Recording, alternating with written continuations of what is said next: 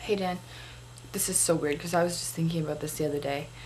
I saw two blind people on the bus the other day, and one of them had the white canes and the other one just had like a regular cane, but they were doing the exact same thing with both of them. And I was just sitting there and I was like, how do they do that? Like, that's the blind leading the blind, and I had no idea how they could do that. And when they got off the bus driver, he was like, take 3 steps, then there's a telephone pole to your left.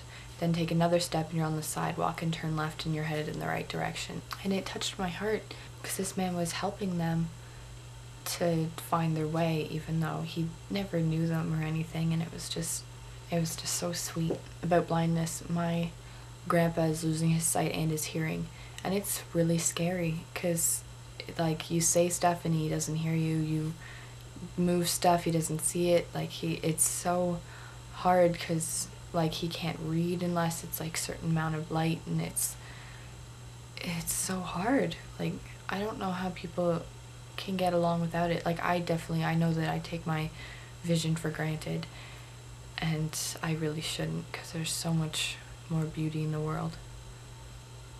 Though I do see people in the blind way, I guess, because physically attractiveness doesn't really mean anything to me.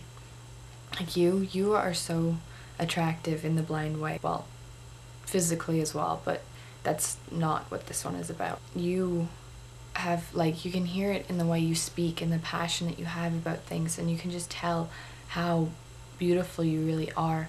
There's just something about how you see things that makes things beautiful in my eyes from how you see them, and it just takes people like you to make people like me realize things like that. I think the seeing that you're talking about isn't actually physically seeing things, it's seeing as a way of interpreting things, like by judging someone by the sound of their voice and the touch of their skin instead of the way they actually look. They're interpreting this person through what they do and what they say instead of how they look, because I find people nowadays judge so quickly just by appearance, and it's terrible. When I was little, I remember hearing a story about 2 men in a hospital, and one man had a bed by the window, and every day the one man would ask the man by the window what it was like outside, and he would say, oh, well, it's beautiful, and there's green grass everywhere, and there's children playing, and there's butterflies, and there's beautiful sunlight, and everyone is so happy.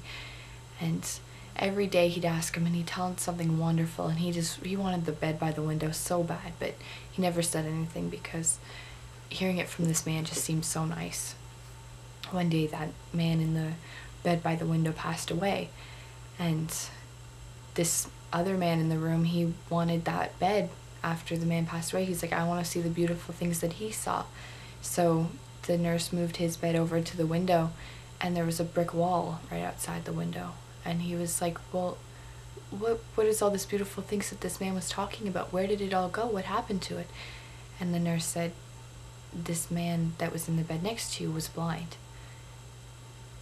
And he changed this man's life of the way of seeing things, because he made his last few days beautiful, because he couldn't actually see what was there, but he saw what this man needed to see. And I just thought that was a beautiful story, and I've never forgot it since I was little. I think your idea for your short film is actually going to work out really good. Like, if you come up with a way to show all that, that would be amazing. Like, I can't wait to see it if that's what you're doing. Well, good luck with that, and I hope you have a great day.